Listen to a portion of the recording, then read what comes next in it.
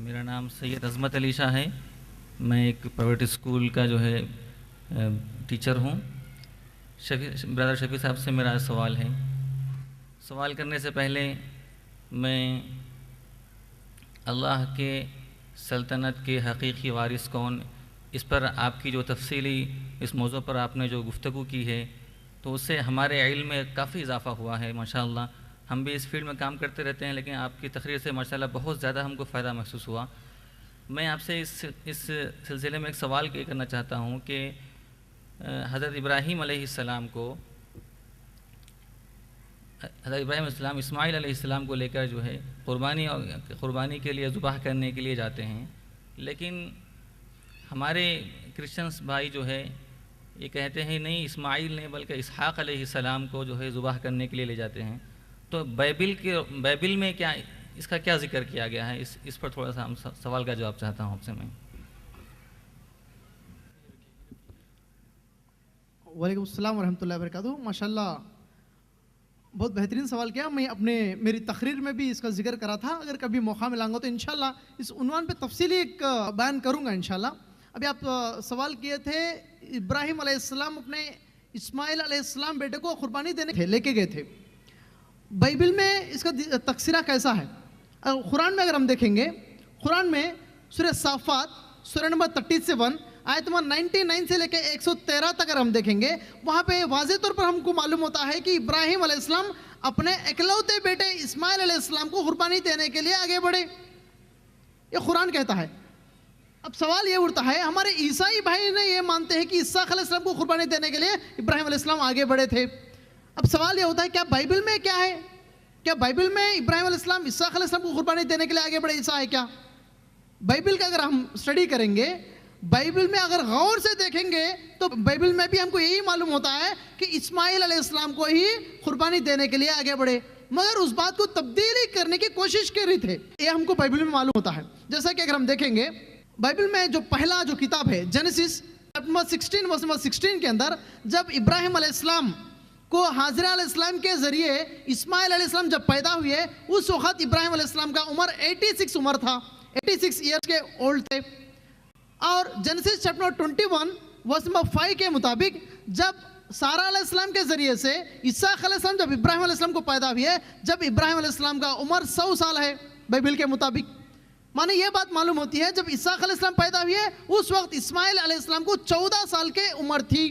اور اس کے بعد ہم کو معلوم ہوتا ہے جینیسس چیپٹر 21 ورس نمبر 8 کے اندر جب اسحاق علیہ السلام بڑے ہوئے اور دودھ پینا ان سے چھڑا دیا گیا، مانے ان کو 2.5 سے لے کے 3 سال کی عمر آ گئی اسحاق علیہ السلام کو. اس کا مطلب ہے اسماعیل علیہ السلام کو تقریباً 17 سال کی عمر آ گئی.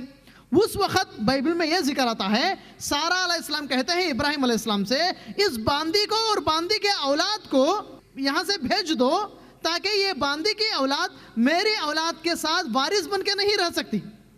تو اس کے بعد بائبل کے مطابق ابراہیم علیہ السلام حاجرہ علیہ السلام کو اسماعیل علیہ السلام کو وہاں سے بھیج دینا ہوتا. اس کا ذکر ہم کو ملتا ہے جینیسس چیپٹر 21 ورس نمبر 14 کے اندر. وہ کیسا بھیج رہے ہیں؟ چند روٹیوں کا انتظام کرے، پانی کا انتظام کرے اور اس لڑکے کو حاجرہ علیہ السلام کو دے کے بھیج رہے ہیں. اس لڑکے کو حاجرہ علیہ السلام کیسا لے کے جا رہے ہیں؟ جینیسس چیپٹر 21 ورس نمبر 14 میں اس لڑکے کو اپنے کھاندے پہ ڈال کے لے کے جا رہے ہیں. مانے چھوٹے لڑکے کو، چھوٹے بچے کو جیسا وہاں پہ دکھا دیا. میرا سوال یہ ہے، یہاں پہ سوال یہ پیدا ہوتا ہے 17 سال کے عمر کا لڑکے کو کھاندے پہ لے کے کیسا جا رہے ہیں حاجرہ علیہ السلام؟ تو یہاں پہ تبدیلی کرنے کی کوشش کرے سے جو ہم کو یہاں پہ واضح طور پہ معلوم ہوتی ہے. اور اس کے بعد کے اس میں حاجرہ علیہ السلام نے اس لڑکے کو اپنے ہاتھوں میں لے کے جا رہے ہیں. جب پانی ختم ہو گئے پیڑ کے نیچے ڈالے اور پانی کے لیے ڈھونڈ رہے ہیں.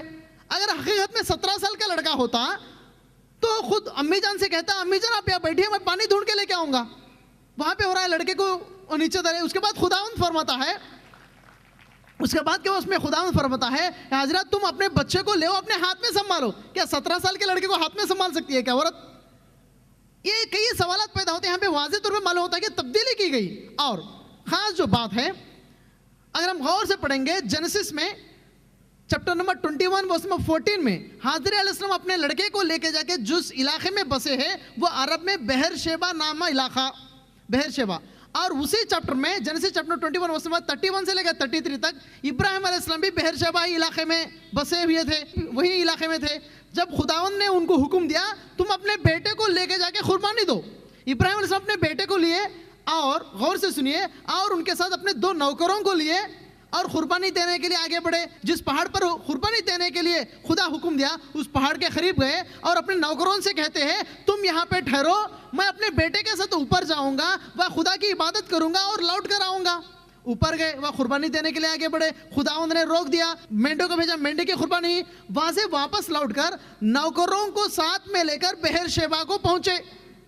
इसका जिक्र आता है जेनेसिस 22 के अंदर 19 में। यहाँ पे सवाल ये पैदा होता है, नौकरों को लेकर वापस बेहरशेबा को पहुंचे, इसमें इसका मतलब ये है बेहरशेबा से नौकरों को लेके गए थे। बेहरशेबा में कौन सा लड़का है? वो ये हाजिर अलैहिस्सलाम का लड़का इस्माइल अलैहिस्सलाम।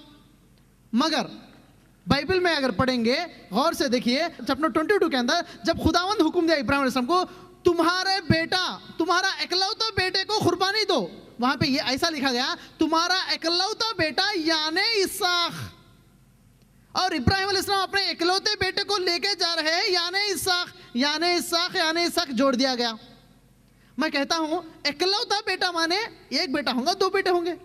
इकलौता बेटा माने एक ही बेटा होना चाहिए। इकलौता बेटा माने कुरान में अगर हम देखेंगे, कुरान में सूरह साफात सूरह नंबर 37 आयत नंबर 99 से लेके 113 तक अगर हम देखेंगे, वहां पे इब्राहिम अलैहिस्सलाम को इकलौता बेटा इस्माइल अलैहिस्सलाम थे। जब कुर्बानी का हुक्म दिया गया, कुर्बानी देने के लिए आगे बढ़े, अल्लाह सुब्हानहू तआला खुश हुआ। उसके बाद अल्लाह सुब्हानहू तआला खुशखबरी दे रहा है इसहाक अलैहिस्सलाम पैदा होने वाले हैं। उस वक्त तो कुर्बानी के वाक़े के वक्त इसहाक अलैहिस्सलाम पैदा भी नहीं हुए थे। बाइबल में उसीलिए कहा गया इकलौता बेटा यानी इसहाक नहीं यानी इस्माइल। उम्मीद करता हूं मैं आपके सवाल का जवाब दिया।